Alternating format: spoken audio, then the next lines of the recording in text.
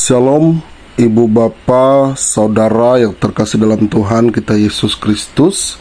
Kembali lagi bersama saya Pekaris Melki Pintano STH yang melayani di Jemaat GKI Keharap Gohong dalam renungan harian Resort GKI Pulang Pisau Rabu tanggal 29 Januari tahun 2025. Nas untuk kita pada saat ini sesuai dengan Almanak Nas Gereja Kalimantan Evangelis terdapat dalam Perjanjian Lama Yeremia pasal 36 ayat yang ke-27 sampai ayat yang ke-32. Mari kita berdoa. Puji syukur Bapa atas penyertaan anugerah Tuhan dalam kehidupan kami. Pada saat ini Bapa, kami selalu diberkati, kami selalu disertai dalam segala aktivitas hidup dan kehidupan kami. Pada saat ini bersama-sama kami ingin merenungkan firman-Mu. Biarlah kami membuka hati pikiran kami.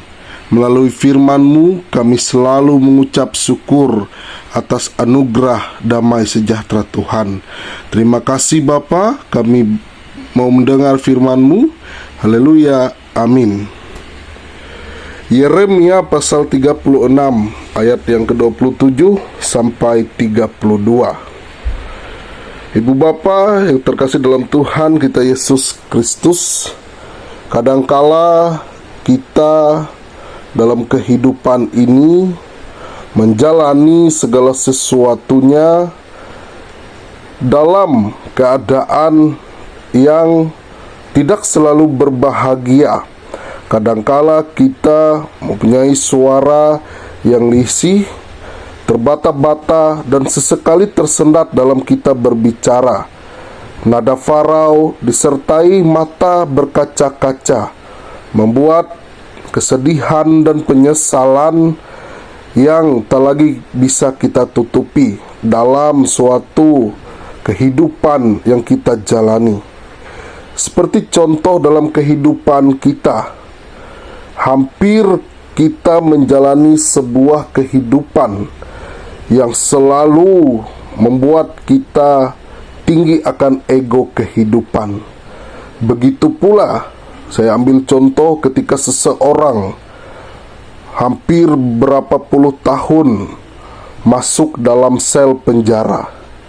Ia merenungi atas segala perbuatannya. Andai saja dulu saya mendengar peringatan orang yang menegur saya, orang yang memperingati saya, pasti saya tidak akan menghabiskan hidup saya di tempat ini. Ia selalu menerawang, mengenang masa lalunya. Nah, berulang kali Yoyakin diperingatkan Tuhan agar ia dan bangsanya bertobat dan mengikuti rancangan Tuhan. Tuhan menghendaki agar ia menyerah kepada Nebukadnezar, Raja Babel itu. Namun, ternyata kekuatan Mesir begitu memikat dirinya. Ia memilih bersekutu dengan Mesir. Kemarin kita bersama-sama membaca kisah Yoyakim bukan saja menolak rancangan Tuhan, tetapi lebih jauh dari itu. Ia melecehkan dan menghina Tuhan dengan membakar firman-Nya.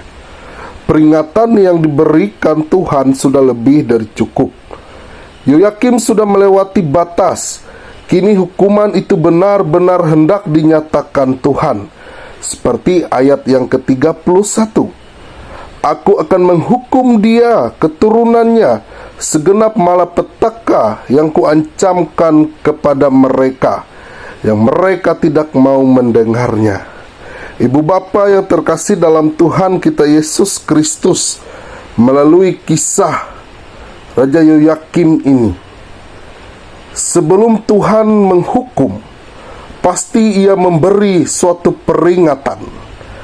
Peringatan itu bisa saja disampaikan melalui orang-orang yang berhubungan dengan kita.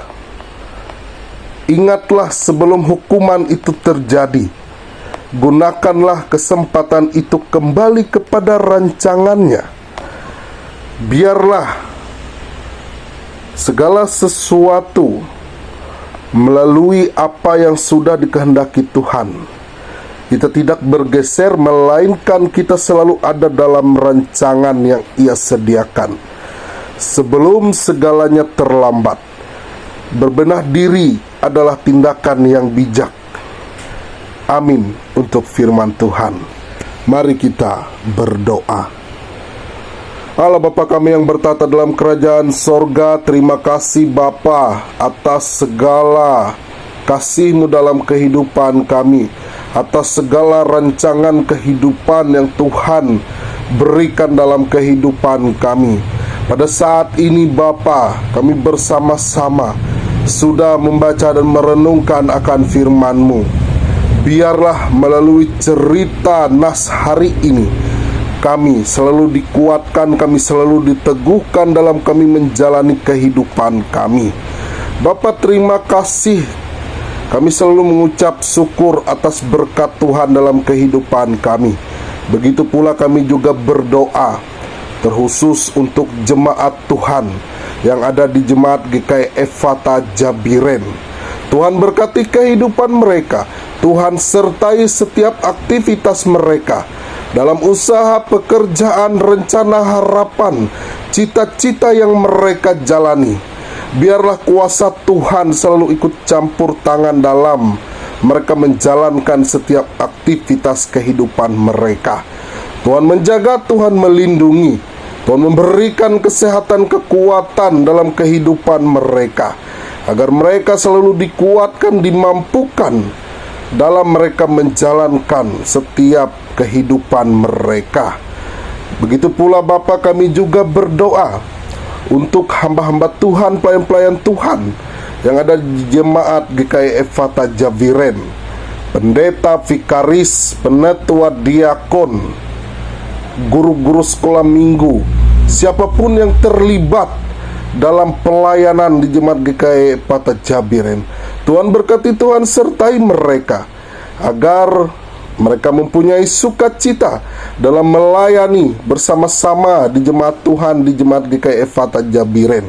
Kesehatan, kekuatan Tuhan berikan dalam mereka agar senantiasa memperoleh sukacita dalam pelayanan membangun iman bersama jemaat Tuhan di Jemaat GKI Ephatha Jabiren. Terima kasih Bapa, terima kasih. Kiranya Engkau memberkati seluruh hidup dan kehidupan kami dimanapun kami berada. Kami yakin dan percaya Bapa, Engkau selalu menolong, Engkau selalu memberi kasih berkat dalam kehidupan kami. Terima kasih Bapa, melalui seru dan doa ini kami alaskan hanya dalam nama Tuhan yang telah mengajarkan kami berdoa demikian. Bapa kami yang ada di sorga, dikuduskanlah nama-Mu, datanglah kerajaan-Mu, jadilah kehendak-Mu di bumi seperti di sorga. Berikanlah kami pada hari ini makanan kami yang secukupnya, dan ampunilah kami akan kesalahan kami, seperti kami juga mengampuni orang bersalah kepada kami. Janganlah membawa kami ke dalam pencobaan, tetapi lepaskanlah kami daripada yang jahat. Karena Kau punya kerajaan, kuasa, dan kemuliaan sampai selama-lamanya. Amin.